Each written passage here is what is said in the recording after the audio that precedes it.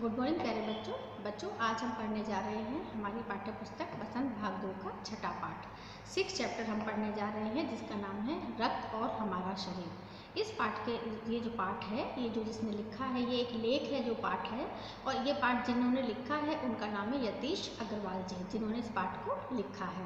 तो इस पाठ के माध्यम से उन्होंने हमें खून के बारे में बताया, यानी रक्त के बारे में। जैसे पाठ है रक्त और हमारा शरीर, तो हमारे शरीर से रक्त का क्या संबंध है, रक्त है क्या, रक्त के अंदर क्या क्या छुपा हुआ है, ये सारा कुछ इस पाठ के माध्यम से आपको पता चलेगा। तो चलो आज पाठ शुरू करते हैं कि रक्त और हमारा शरीर। तो ये तो बच्चों आप सभी जानते हैं कि रक्त का रंग कैसा होता है, लाल रंग होता है रक्त का। और रक्त बहुत सारी छोटे छोटे उनको बन के रक्त में बहुत सारे बहुत सारी ऐसी चीज़ें होती हैं जो एक तरह से जिसको नाम दिया गया है भानुमती का पिटारा, यानी बहुत कुछ समेटे हुए है रक्त अपने अंदर। उसके अंदर जब हम उसकी जांच करते हैं, जब पता चलता है तो उसके अंदर कितना कुछ वो अपने अंदर समेटे हुए, ये सारा हमें इस पाठ के माध्यम से पता चलेगा। तो पाठ शुरू करती हूँ मैं कि अनिल और दिव्या जो दोनों भाई बहन हैं, अनिल और दिव्या दोनों भाई बहन हैं। दिव्या जो है उसकी बहन, वो बचपन से ही काफ़ी कमज़ोर है, और अब तो धीरे धीरे वो क्या है, खेलते कूदते पढ़ते समय थकान भी महसूस होने लगी है उसको, क्योंकि वीक होने के कारण, कमज़ोर होने के कारण उसको बहुत जल्दी थकान होने लगती है। और थकान होने के साथ साथ उसको भूख भी कम लगती है, उसका खाने का भी मन नहीं होता, उसको बहुत कम खाने की इच्छा होती है, उसको भूख भी नहीं लगती। तो वो जब डॉक्टर के यहाँ जाते हैं तो डॉक्टर उनको खून की जांच कराने के लिए कहता है, खून की जांच करवाओ। तो वो खून की जांच कराने के लिए उनको भेज देता है। अनिल की जान पहचान वाली एक डॉक्टर दीदी होती हैं। अनिल उनके पास जाता है अपनी बहन को लेके, डॉक्टर दीदी के। वो दिव्या की उंगली से रक्त की कुछ बूंदें निकाल लेती हैं। आपने देखा होगा कि कैसे ऐसे फिंगर में सुई लगाते हैं, और आपने जब ब्लड टेस्ट कितनी बार कराया, उसमें से ब्लड की कुछ बूंदें वो लोग दबा के उस पर एक स्लाइड के ऊपर ले लेते हैं। तो जो अनिल है, उसकी जो जानकार हैं, जो डॉक्टर दीदी, वो दिव्या की उंगली के अंदर सुई चुभा के और थोड़े से रक्त की बूंदें निकाल लेती हैं टेस्ट करने के लिए, मतलब जांच करने के लिए। टेस्ट करना मतलब जांच करना खून की। तो वो खून की जांच करने के लिए वो कुछ बूंदें, स्लाइड होती है, उस स्लाइड के ऊपर लगा देती हैं। कौन? जो डॉक्टर दीदी होती हैं। तो अनिल को बहुत उत्सुकता होती है। उन्होंने अगले दिन अनिल से कहा, मतलब वो अगले दिन अनिल से कहती हैं कि कल आकर रिपोर्ट ले जाना, क्योंकि ब्लड की रिपोर्ट्स अपनी तो साथ के साथ मिल जाती है, लेकिन कभी कभी काफ़ी समय लग जाता है उसको अच्छे से जब उसकी जांच की जाती है। तो वो अनिल से कहती हैं कि तुम कल आकर रिपोर्ट लेने के लिए अगले दिन आने के लिए कहती हैं। क्या कहती है वो उससे? कि अगले दिन आके रिपोर्ट ले जाना, मतलब अपनी। दूसरे दिन अनिल अस्पताल पहुंच जाता है तुरंत, क्योंकि बेचैनी होती है, अगले दिन रिपोर्ट लेनी होती है। तो अगले दिन जो अनिल होता है वो अस्पताल पहुंच जाता है। इसके लिए पहुंचता है तो जो डॉक्टर दीदी होती है, जिनको अनिल जानता है, वो उससे कहती हैं कि जो आपकी बहन है दिव्या, उसको एनीमिया है। तो वो चौंक जाता है, क्योंकि उसे नहीं पता एनीमिया क्या है। तो जब डॉक्टर दीदी उसको बताती हैं कि तुम्हारी बहन को एनीमिया हुआ है, तो उसके बारे में तो जानने के लिए, तो वो कहता है कि उसको मतलब बड़ी बेचैनी होती है, उत्सुकता जिसे कहते हैं, उसको उत्सुकता होती है बहुत ज़्यादा ये जानने के लिए कि एनीमिया क्या होता है। तो वो डॉक्टर दीदी से कहता है, दीदी एनीमिया क्या होता है, मतलब उसको उत्सुकता थी एनीमिया के बारे में जानने की कि उसको जो एनीमिया हुआ है वो एनीमिया होता क्या है। तो डॉक्टर दीदी उसे बताती है कि एनीमिया जो है वो एनीमिया के बारे में जानने के लिए उसे क्या करना पड़ेगा, रक्त के विषय में जानना पड़ेगा, उसे तभी पता चलेगा एनीमिया क्या है। वैसे तो जो एनीमिया होता है बच्चों, उसका जो मीनिंग होता है वो होता है खून की कमी का होना। जब हमारे शरीर में बहुत ज़्यादा खून की कमी हो जाती है तो उसको एनीमिया कहते हैं। उस बीमारी को जो नाम दिया जाता है वो एनीमिया दिया जाता है। आपने कितनी बार देखा होगा डॉक्टर्स आइज़ को चेक करते हैं, ऐसे आइज़ पकड़ के चेक करते हैं। आप जाते हैं तो हर एक डॉक्टर ब्लड टेस्ट नहीं करता है, लिखता है, खून की जांच के लिए नहीं लिखता है, बल्कि वो आपकी आइज़ ऐसे करके देखता है, खोल खोल के आइज़ को देखेगा, आपके नेल्स को देखता है।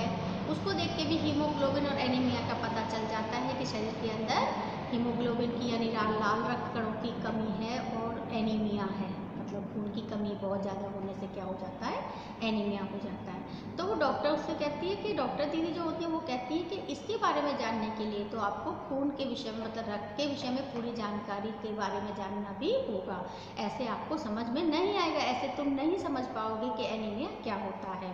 फिर वो कहती है कि एनीमिया लाल द्रव्य के समान दिखने वाले रक्त को यदि सूक्ष्मदर्शी से देखा जाए, सूक्ष्मदर्शी होता है बच्चों एक यंत्र जिससे वो लोग आपने देखा होगा जहाँ ब्लड टेस्ट होता है वहाँ पर वो सूक्ष्मदर्शी से देखते रहते हैं। सूक्ष्म कहते हैं बहुत ही छोटे किसी चीज़ को, तो वो सूक्ष्मदर्शी जो यंत्र होता है वो उससे स्लाइड पे देखो, आप देखो ऐसे करके आइज करके वो लोग चेक करते रहते हैं।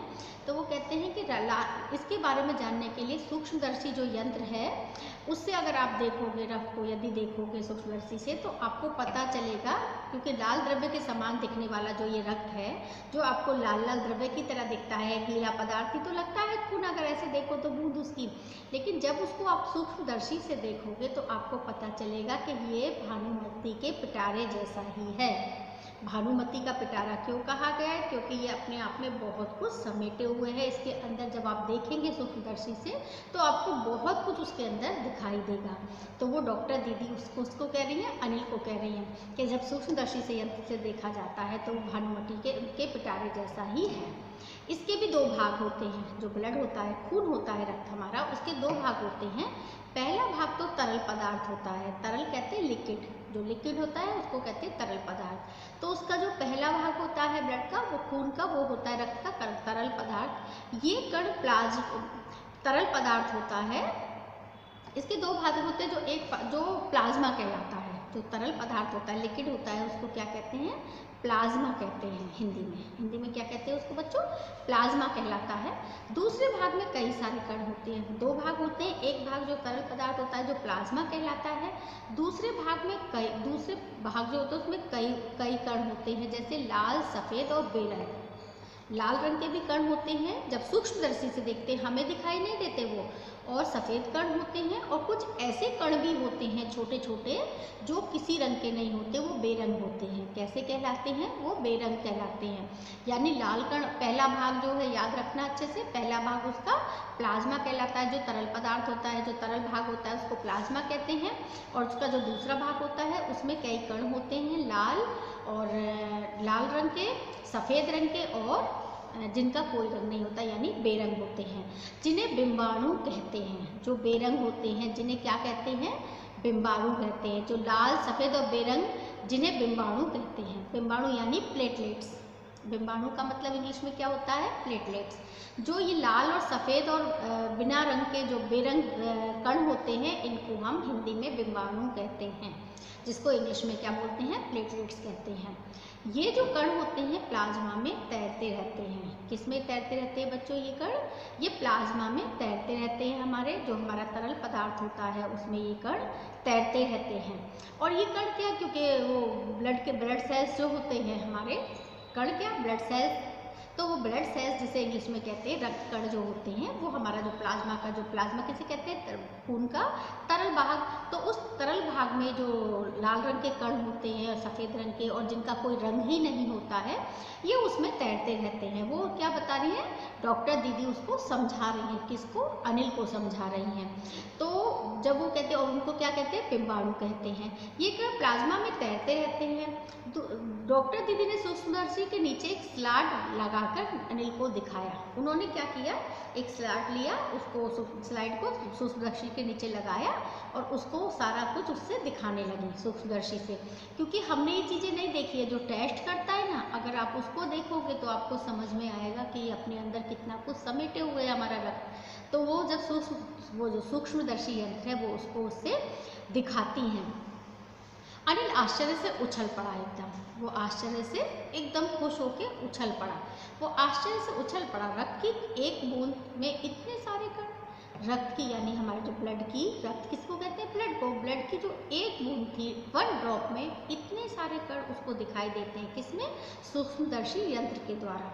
तो वो उछल जाता है खुशी से कि रक्त की एक बूंद में इतने सारे कण दिखाई दे रहे हैं। तो आश्चर्यजनक बात होती है, क्योंकि ये सब जब देखते हैं तब पता चलता है, तो बहुत मतलब चौंक जाता है, उत्साहित सा हो जाता है देखने के लिए। दीदी उसे बताती हैं जो लाल कण होते हैं हमारे ब्लड के अंदर, जो रेड सेल्स जिन्हें इंग्लिश में बोलते हैं, जो लाल कण होते हैं वो बालूशाही जो एक मिठाई होती है उसकी शेप के होते हैं। किस आकार के होते हैं?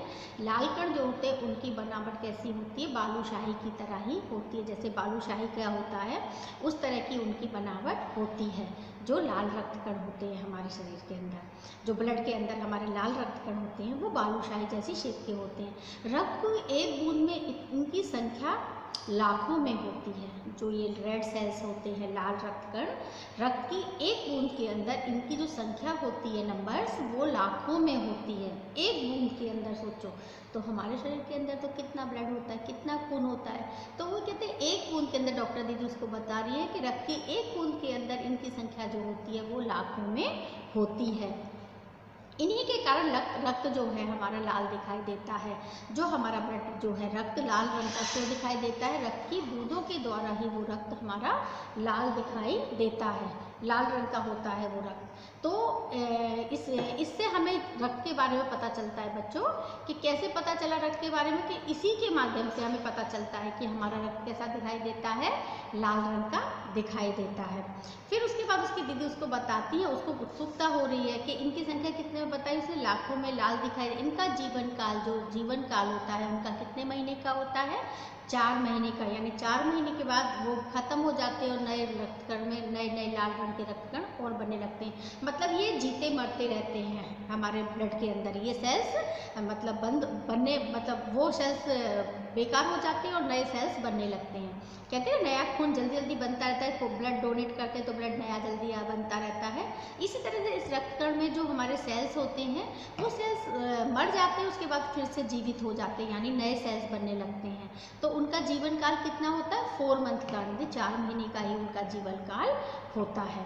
परंतु ये सुनकर डॉक्टर दीदी ने बताया कि शरीर में हर समय नए कण भी बनते रहते हैं। मतलब हमारे बॉडी में नया नया बनता ही रहता है। आपने देखा है ना, हम लोग कहते हैं कि भाई हरी सब्जियां खाओ, फ्रूट खाओ तो शरीर में खून बनेगा, ऐसा बोला जाता है ना कि रक्त की कमी नहीं रहेगी। आप हरी हरी ग्रीन लीव्स खाओ, आप इंग्लिश में पढ़ते हो, हिंदी में कहते हैं हरी सब्जियां।